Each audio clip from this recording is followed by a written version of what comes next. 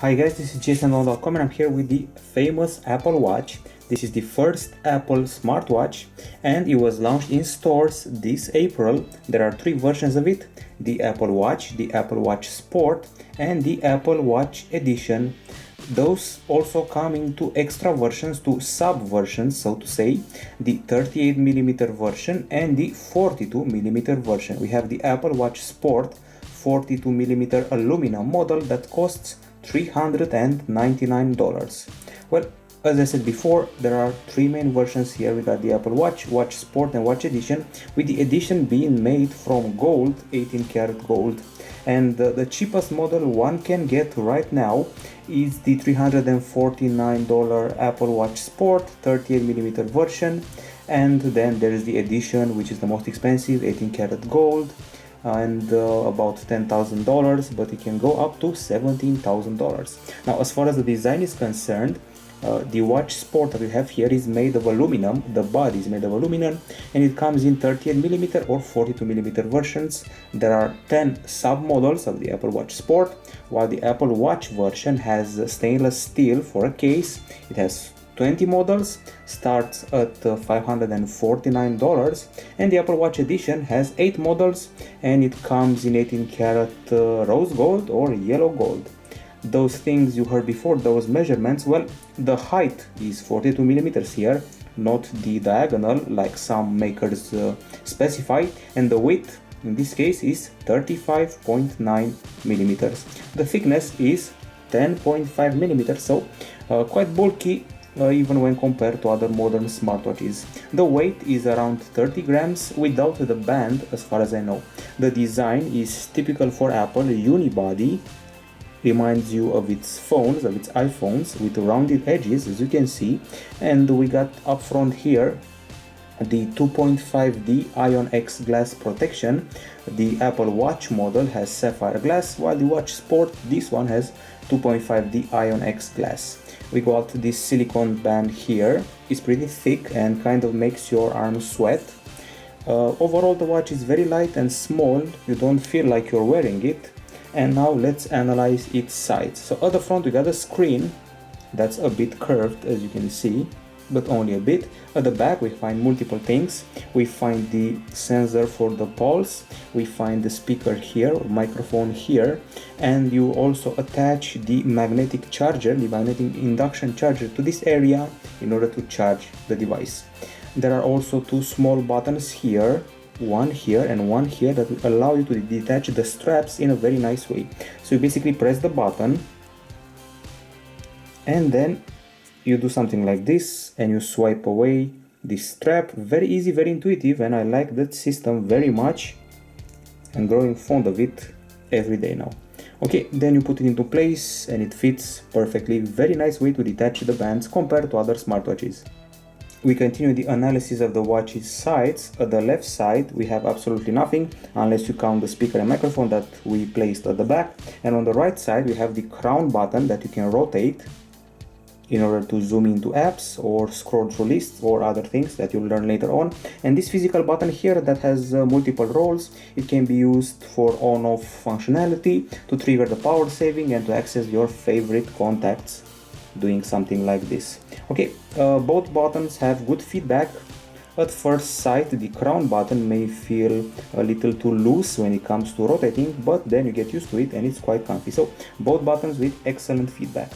Now the strap, it comes in two versions. This is the ML version. Just like the clothes, there are XL, L, S, M. Well, here you have the ML version, and bundled in the case there was also an SM strap. Okay, so this is good for all wrists and it's comfier to close than Samsung's clasp system. So let's give it a quick demo. Hopefully it will work as fast as in other videos. Not as fast as it should. Okay, so here we go. Trying to attach the strap on the lowest level possible because my wrist is quite slim. Okay, this is how we do it. I saw an animation on the official Apple site. I'm not supposed to be doing it like that, but I found this the most comfortable way of attaching the watch to my wrist.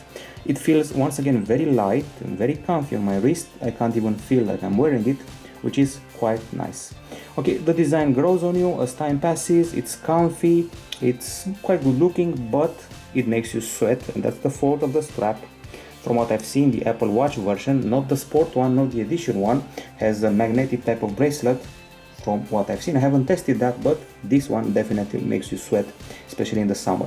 Now, as far as the hardware is concerned here, we're getting a 1.54 inch AMOLED screen with a resolution of 312 over 390 pixels, which equals 326 ppi. We also have Ion X glass protection, which means aluminosilicate glass, which is resilient to impact and to scratches. The body is supposed to be sort of waterproof, IPX7 standard. It's more like splash proof, so it's a good idea not to exaggerate with splashes, rain, or even submersion. Actually, submersion is not at all recommended. There's also this strap here, supposedly made of fluoroelastomer, or as far as I know it's silicone. Comes in 5 colors, and inside the watch you should be able to find an Apple S1 system on chip processor. We also have 512 megabytes of RAM, and there's the GPU, which is a PowerVR SGX 543. Storage is 8 gigabytes, of which 2 gigabytes are dedicated to music, and 75 or around 75 are dedicated to pictures. Other than that, I have to mention that we're getting connectivity, obviously, NFC, Bluetooth 4.0 and Wi-Fi, and in the section we like to call others, there is a Taptic engine which offers haptic feedback, special vibrations that do not resemble other models out there, other phones, other tablets, or whatever device that vibrates. These vibrations are unique to the haptic feedback. There's also the heart rate sensor at the back that somehow just got lit for some reason. Anyway, we also have the accelerometer, we got the gyroscope, microphone, speaker, ambient light sensor, and finally the battery.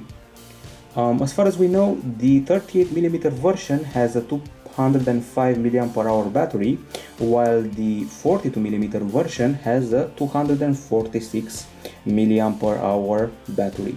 Apple claims you should get about 18 hours of mixed use from this device, and I have to say that their claim is quite reasonable. If the battery gets depleted, it switches to a special power reserve mode that only shows the time. You can also do that before the battery gets depleted, and by depleted I mean below 1%, and in the power reserve mode it will only show the time for 72 hours, so just the time displayed here in green, used like a regular timepiece. That's the power saving mode. In my usage experience, I have reached about 1 day of full usage without a problem, with Wi-Fi on, Bluetooth on, notifications every once in a while, 1 hour of sport, with all the connectivity on, with the pulse sensor on, with fitness tracking, and with elliptical walking and such things. And I also took the iPhone with me while I was doing sports, which brought the battery down by 30%. So 1 hour of fitness with all connectivity on, and the Wi-Fi and the iPhone bundled while doing sports means 30 or 40% lost in a single hour. Of course, you can increase that time if you deactivate the pulse sensor, so it won't be on the whole time, because once you're doing fitness, the pulse sensor is on the whole time, which you can deactivate. Aside from the trick with the pulse sensor deactivation, you can also choose a simpler watch face in order to use less battery energy on this device. So a basic watch face means that you're going to be choosing something like this, or a minimalistic approach like this one here, something that uses little power like this one here. Probably the one that uses the least power is this one. So these are two of the ways to save energy: the pulse sensor off during fitness, a watch face that doesn't show much info, and you should get about 1 day and a half of functioning time with those options activated.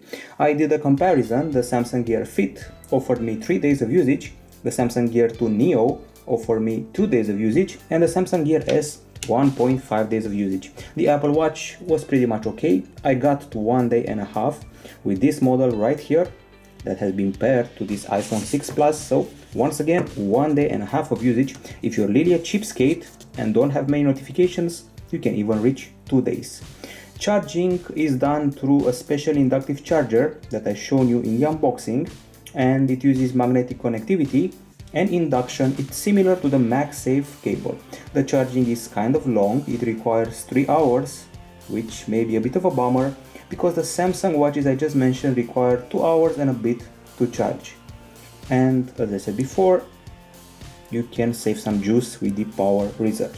Overall the battery is okay. I have to admit that seeing how small the watch actually is, I expected a very low battery and it surpassed my expectations a little bit. Now as far as the acoustics are concerned, you'll be able to sync your playlist from the phone. So if you go into music, we got synced playlists here with songs that can be sent to the watch, so you can listen to them via Bluetooth headset, or you can control the music from the phone using the watch.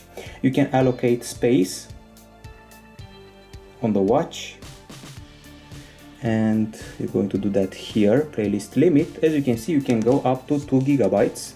You can be a cheapskate and allocate only 100 megabytes.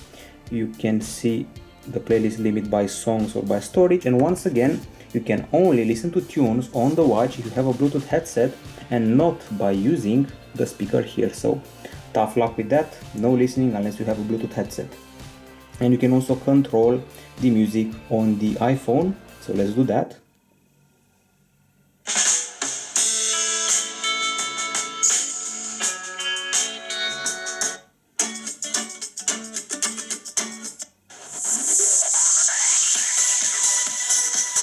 As you can see, it's pretty intuitive, and once again I'm not playing music from the watch but rather from the iPhone, controlled like a remote control from the watch.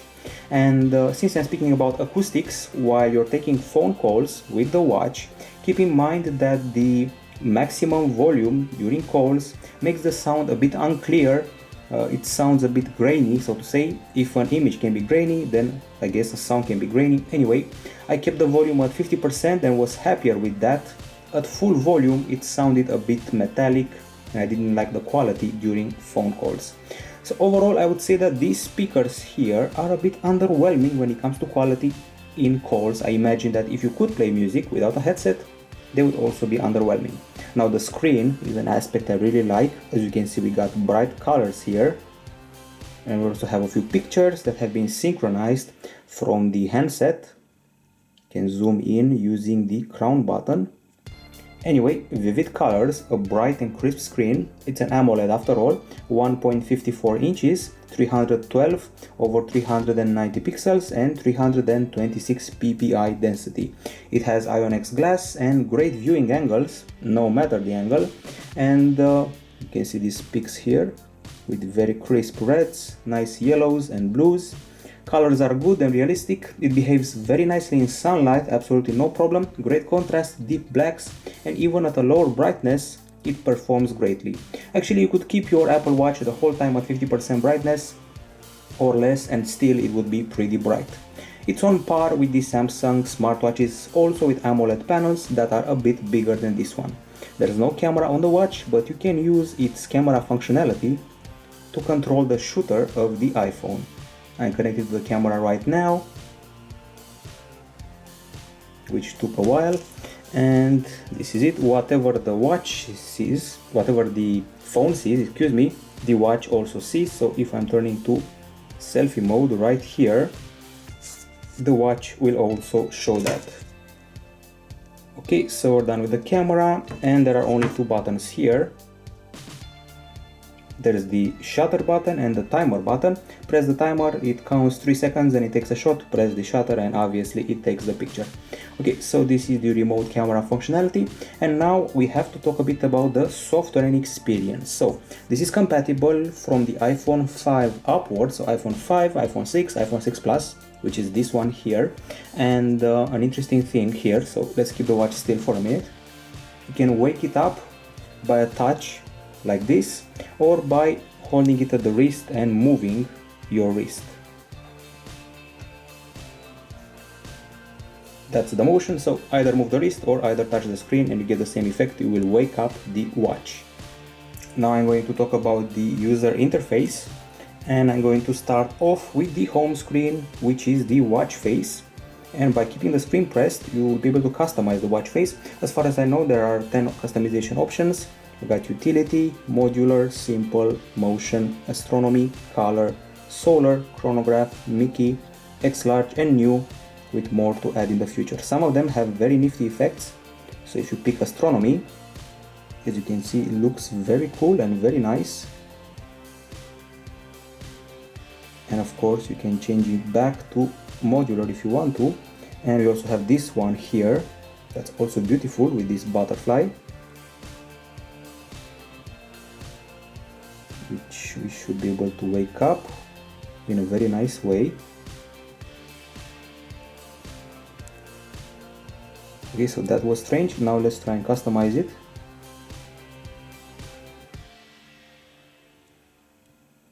Force touch in action. Okay, as I said before, you can also customize your experience. So if you choose modular again and press customize, you will be able to select from a few widgets and colors. So first, colors. By rotating the crown button, you can switch colors to blue, yellow, pink, green, or whatever you fancy. Or you can change widgets. You can change the central widget, replace it with sunrise, sunset, weather, stocks, alarm and other things, and each of the other small widgets can also be changed by rotating the crown button and choosing whatever you like.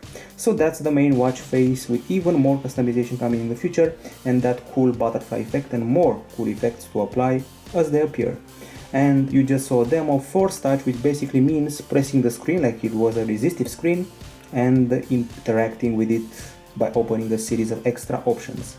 Okay, force touch is able to distinguish between tap and hard press, and in apps it has the role of triggering options. So if I'm in music and I tap the screen strongly, you can select the source and now playing, which means this serves as sort of a menu button, like on Android for example. If you are in the home screen yet again and you swipe up, you will reach something called glances, which are basically sort of like widgets. They're more in your face versions of the apps, so basically like avatars of apps showing you the basic info. We got maps here, Apple Maps, we got the stocks, we got weather, the calendar has its own glance, of course activity, battery, the pulse sensor, the music player, and finally the connectivity option. So these glances are basically widgets for the apps, only showing vital information from those applications and accessed with a swipe up. Okay, and other than that, if you're in the home screen again and you swipe down, you can see notifications, and when they actually happen, you'll see a red dot right here above the time showing you have a notification you haven't seen. And if you're in the glance again and you tap on what's shown on the screen, you are taken to the actual app so you can find more details. Okay, and now since we have tackled the heart rate scanner, I guess it's time to scan my heart rate, which will probably be alarmingly high.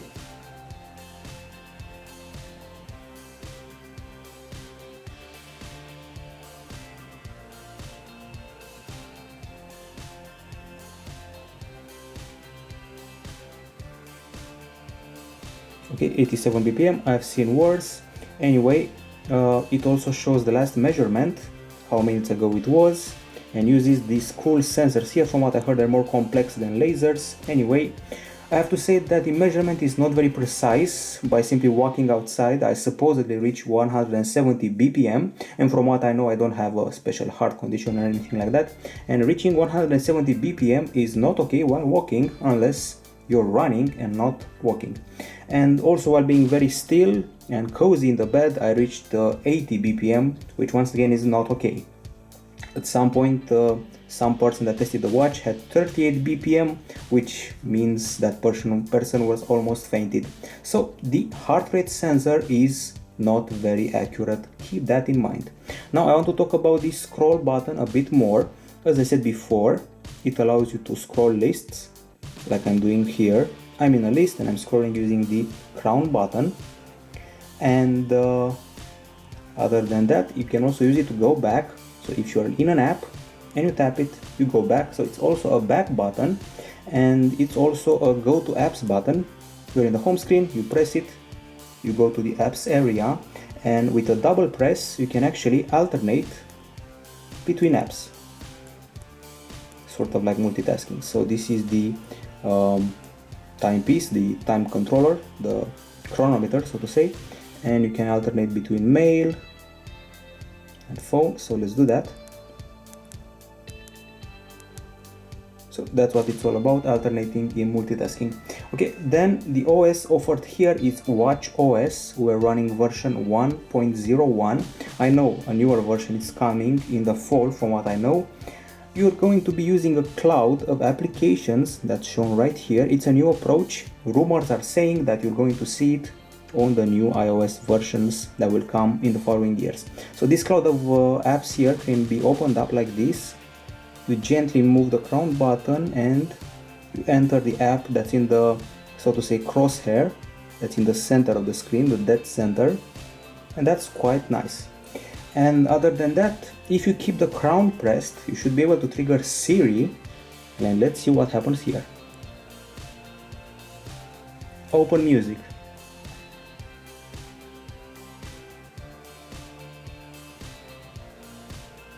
It opens apps. You can also activate it by saying "Hey Siri," which didn't quite work all the time.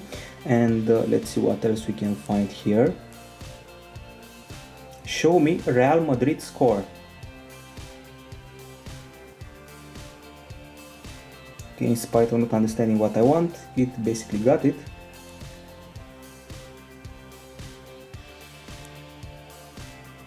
Who was Bill Gates?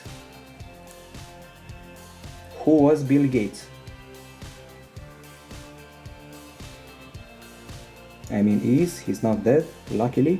Okay, extra info from Wikipedia, and I guess I could scroll using the crown button. It takes a while to get used to that.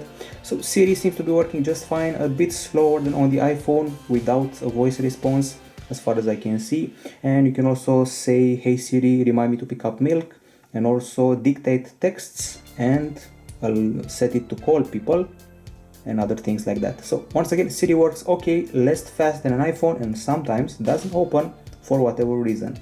And since we're talking about pressing buttons and stuff, if you press this button here, you're taken to the friends area. So the friends area is basically a shortcut of your friends, of your contacts. You tap on them, you can call them or send them a text. And if they have an Apple Watch, there's an extra icon here that allows you to send them your heartbeat, a cute little drawing, and you should also be able to send them a poke, just like on Facebook, only if they have an Apple Watch. As far as I know, the heartbeat is sent by putting 2 fingers on the screen, and then your actual heartbeat, caught by the pulse sensor, will be sent to that user, which is kind of cool. Now, as far as the fitness functionality is concerned, you can go to the workout app, and a good piece of news here is that you can also do indoor workouts, which was my main objection when testing Samsung watches. Usually the Samsung watches require outdoor fitness, so if you have an elliptical bike, for example, you can use the Apple Watch and count your calories in your session and view your progress and your fitness process. We got options like outdoor walk, cycle, indoor walk, indoor run, indoor cycle, rower, stair stepper, or even other, while the Samsung watches have much less options. And this is the workout app. Then we got the activity app, that's a bit more complex. It uses a circular interface, and it has colorful markings for your movement, your exercise, and your standing. You're supposed to be standing up a few minutes every hour, so you won't have a sedentary lifestyle. And then the exercise, you're supposed to do 30 minutes every day, and then the movement involves your number of calories used up. There are graphs for each of these aspects for each of your days of usage. Of course, not very complex graphs on the watch, but more complex on the handset. Okay, so keep in mind the pulse tracker may not be very good, but the calorie tracker, the step tracker, and usually the fitness tracker are quite nice on this Apple Watch. And other things we're mentioning here is that we have to go to the iPhone, and in order to check out the fitness functionality. So if you go to activity, you run into the same interface, only more complex. As you can see, circular interface yet again, but this time with a few more details. So if you go back to Saturday, you'll see more fitness here, more exercise, more standing up, a distance, and if you go to Friday, you'll even see an achievement like in video games. Right now we're motivated to do more fitness with achievements like in video games. That's the interface. And the other thing worth mentioning, this is the health app that shows you some graphs as well. It can show you your health data here. That includes your heart rate by day, by week, by month, or by year. You can also see all the data. This is basically a list of all my measured pulses. Those happened throughout the fitness sessions, which means the watch was using the battery all the time to measure the pulse, which uses up a lot of battery. The good thing about this is that you can see how your pulse evolves as you're running, jogging, lifting things, or using an elliptical bike. So those are the fitness and health functionalities that you can use on the watch and on the iPhone. Once again, very nice that we got an indoor fitness mode while the Samsung watches don't. And now we're in that part of the review where we analyze the apps that are pre-installed on the watch. Let me start with the weather. One thing I notice here is that some of the apps take quite a while to open up and quite a while to load their data. So weather looks like this, quite comfy and nice. This is the calendar showing me my Facebook events. I'm making good use of the crown button, and you can see by month, by day, and probably by week. Then we got the camera application that you already saw, and then we got Apple Maps, which is showing me a route right now, which I'm going to clear. So let's try and localize ourselves, which worked out pretty fast. Obviously you can use the crown button to zoom in or out, and if you keep the screen pressed, you have two options. You can search for contacts or search for an address. Last I searched was London. Let's say Manchester.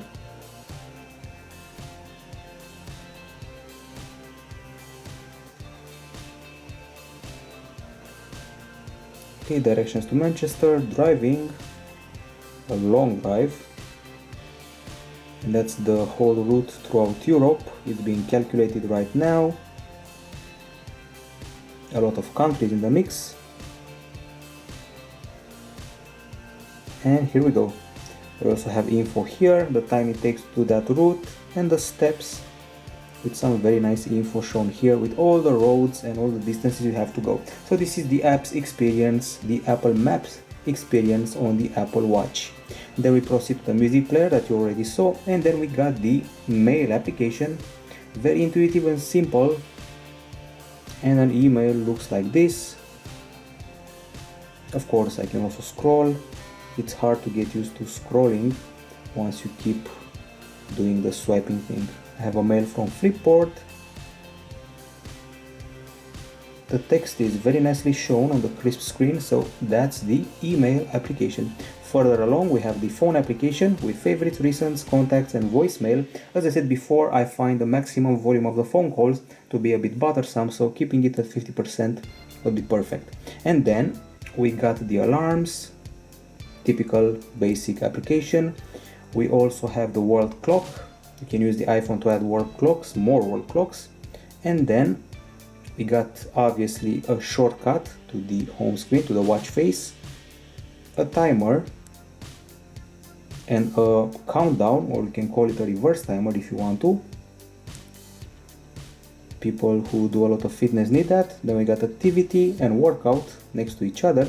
We also have messages here, and you can choose to reply to a message with these predefined answers like okay, thank you, thanks, yes, no, absolutely, or with these symbols, or this one, or this one. So quite nice, so you can maintain a conversation with people. Then we got this remote functionality button, which I just pressed by mistake. Here we go. This is the remote application that, from what I know, is able to control an Apple TV or allow you to add another device to control remotely. Okay, and then we have the settings. Not as ample as I expected, which is a good thing after all.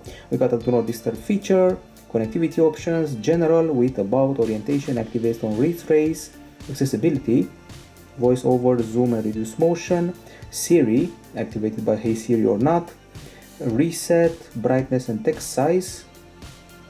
A lot of options here. You can actually make the text a lot larger and make it bold. Sound and haptics. So you can also tweak the volume and increase haptic strength, and also activate prominent haptic.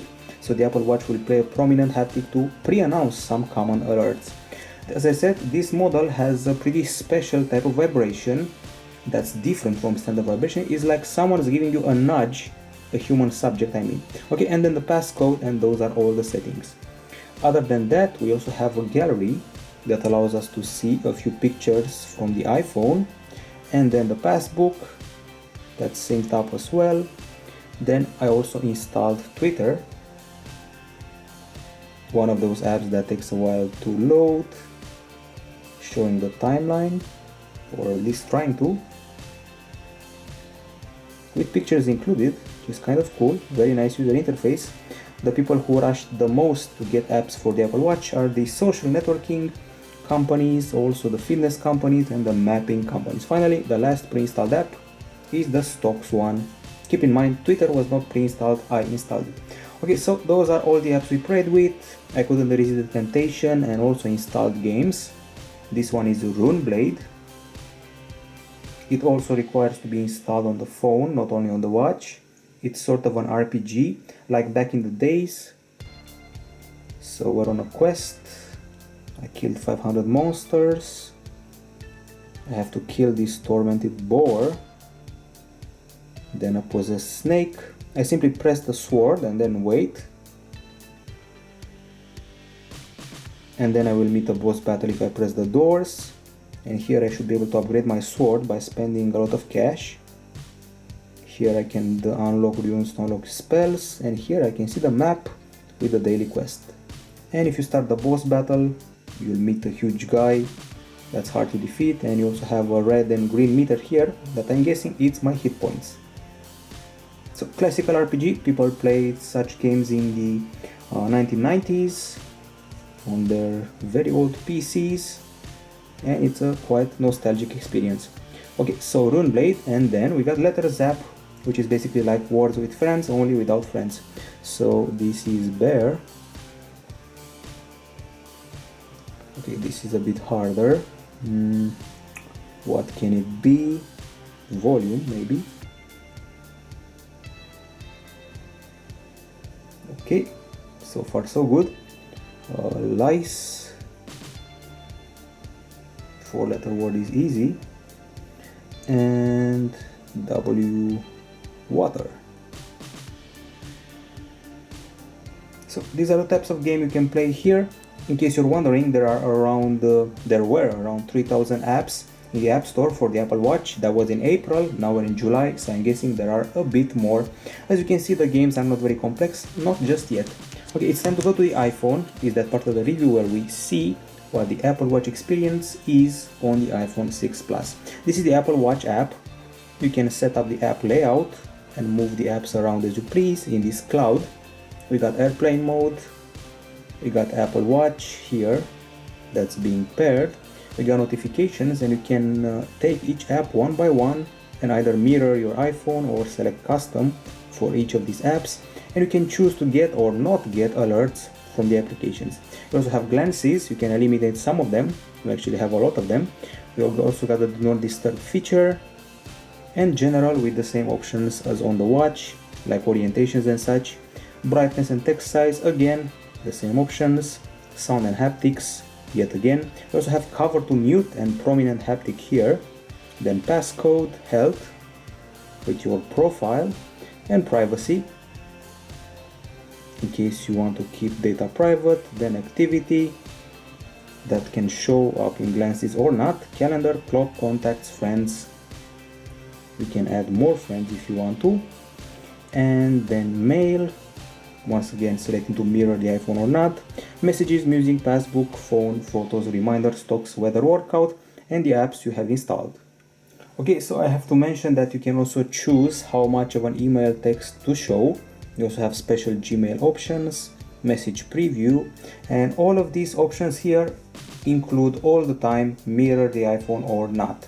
You can sync your music here with a playlist limit, and you can also sync pictures, also with limitations. Choose which album to sync, photos limit in storage or in pics, and that's about it. This is the My Watch section. Then there is the Explore section, which teaches you stuff about the watch. Then there is the Features section with all the apps you can download on your watch. Keep in mind, some of the apps will feel buggy because this format is relatively new for Apple. We got all the classics here. We got Shazam, Instagram, Evernote, Twitter, TripAdvisor, Yahoo Weather, and a few apps like CNN, OneFootball, Bloomberg, a lot of fitness and map apps, some trivia apps, and some games that, frankly speaking, are not very impressive. The watch is a good medium to have a secondary game app. So for example, if you're playing Batman Arkham Knight, you'll be let know of a special package or update. So basically the watch will become your notification tool for big real games. As far as payment is concerned, I don't have this set up on my watch, but you can be able to double tap on this physical button here. So you double tap it and a list of credit cards comes up. You select one and you hold your wrist near the special terminal in the store, and then you pay. Okay, so this is basically the end of the review. I hope you were satisfied with it. Quite detailed, I would say. And now here are the pros and cons. Obviously, among the pros, this is an elegant watch. It's small and light. It has a very crisp display with very nice colors, and also it has very nice fitness features. It has that extra indoor activity that Samsung models do not have. The battery is quite okay considering the size, and also the UI is revolutionary. The combination of touch, force touch, and crown button feels very interesting. It may be the start of a new era of interaction. And then we also have the quite funky Siri available here, which is an advantage. I can't remember rival models having an alternative assistant that is good as Siri. And now let's see what the cons are. So the list of pros was quite big, as you found out earlier, and the list of cons is actually just a bit bigger. So on the con side, we have an expensive watch here, very expensive actually, even compared to some of the most expensive Android Wear watches out there. The speaker quality was a bit of a letdown for me. The applications will lag sometimes. Basically 80% of the apps will lag the first time you open them. It's not really waterproof. Even Apple says that, so don't go ahead and dunk it in the water. In spite of that, many rivals are truly waterproof. Disadvantage for Apple. It takes a while to get used to the whole crown touch, force touch thing. Even if you're an avid Apple product user, you'll have some problems adjusting. Then there's the long battery charge, and it depends a bit too much on the iPhone for my liking, not independent enough. And also we got an imprecise heart rate scanner. So those are the cons. Now let's give it some grades. So here at gsndom.com, I'm going to go ahead and give it a 9 out of 10 for the design. For the hardware, an 8.3 out of 10, and for the OS and UI that feel like a first gen immature experience, a 7 out of 10. The final grade is 8.1 out of 10 at gsndom.com, and this is certainly a premium watch if you look at the body and at the band, but I still say it's a bit too small, and the OS is overcomplicated, the apps are a bit laggy and not yet finished, and it really requires an update for the watch OS to feel really matured. In the meantime, it's still a very light and compact smartwatch with premium materials, but a bit too pricey and with an OS that doesn't really impress. This is it from gsndom.com, 8.1 out of 10 for the Apple Watch. Bye bye!